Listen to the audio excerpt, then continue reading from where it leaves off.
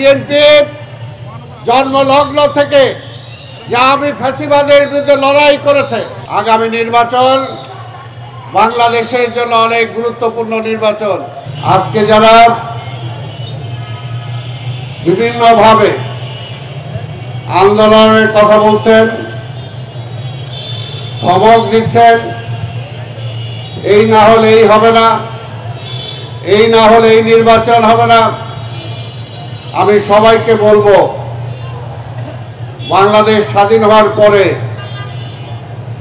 ৭২ থেকে ৭৫ যাদের অত্যাচারে, নিপীড়নে, নির্যাতনে শুধু আমরা রাজনীতিক না, সারা দেশের মানুষ বেওয়ারিশ লাশ হয়েছিল,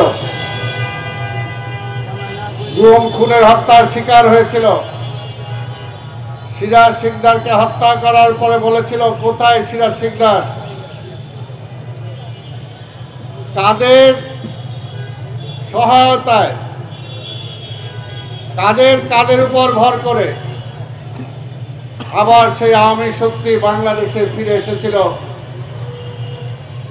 সেটা একটু চিন্তা করতে হবে। একই ভুল আবার তারা করছে কিনা। একইভাবে আন্দোলনের কথা বলে নির্বাচনকে প্রশ্নবোধক করে, নির্বাচনকে দেরিতে নিয়ে যে আবার সেই শক্তিকে মজবুত করছে কিনা, তাদের ফিরে আসার পথ করে দিচ্ছে কিনা, আজকে কিন্তু গভীরভাবে এই জিনিসটা চিন্তা করতে হবে। বাংলাদেশ যতবারই তার নিজের পায়ে দাঁড়ানোর চেষ্টা করেছে,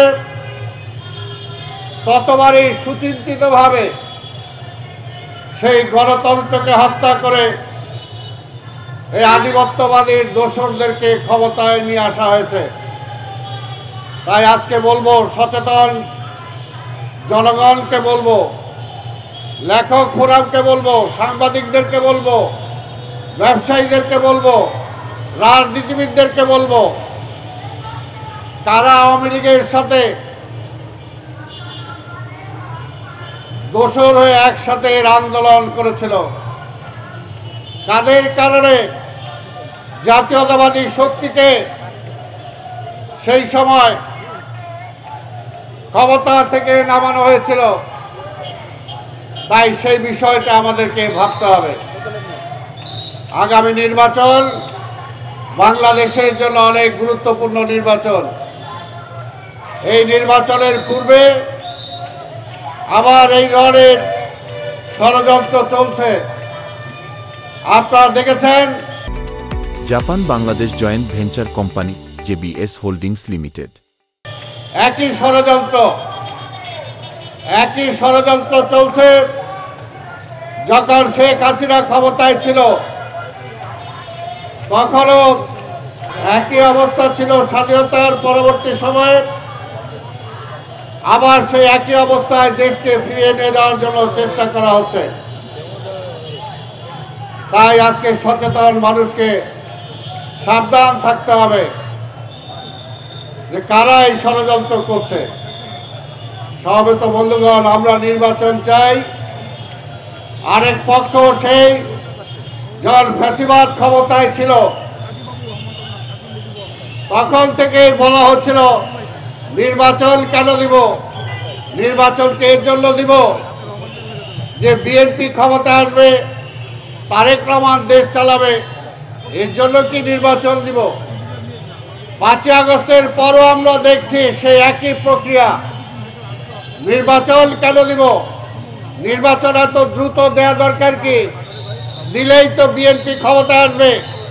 আর যে বিএনপি জন্মলগ্ন থেকে আওয়ামী ফ্যাসিবাদের বিরুদ্ধে লড়াই করছে, ভারতীয় আধিপত্যবাদের বিরুদ্ধে লড়াই করছে, আজকে তাদেরকে আওয়ামী লীগের সাথে মিলানোর জন্য চেষ্টা করছে। তাই সমবেত বন্ধুগণ, এই ষড়যন্ত্রের জাল ভেদ করে আমাদেরকে বের হয়ে আসতে হবে। তারা যদি এতই কিছু হয় তাহলে নির্বাচনকে ঠেকাতে চায় কেন? জনগণের রায়কে ঠেকাতে চায় কেন? আমরা তো জনগণের রায় চাই, যে দীর্ঘদিন জনগণ ভোট দিতে পারে নাই, জনগণ যেন ভোট দিতে পারে সেই ব্যবস্থাটাই আমরা ফিরে পেতে চাই। কিন্তু আজকে এমন একটা অবস্থা যে মনে হয় নির্বাচন আর দরকার নাই, নির্বাচন দরকার নাই, তাদের মন মতো সরকার বসতে হবে। তাহলে তাদের কাছে প্রশ্ন করতে চাই, সেই সরকারটাই বা কিভাবে বসবে?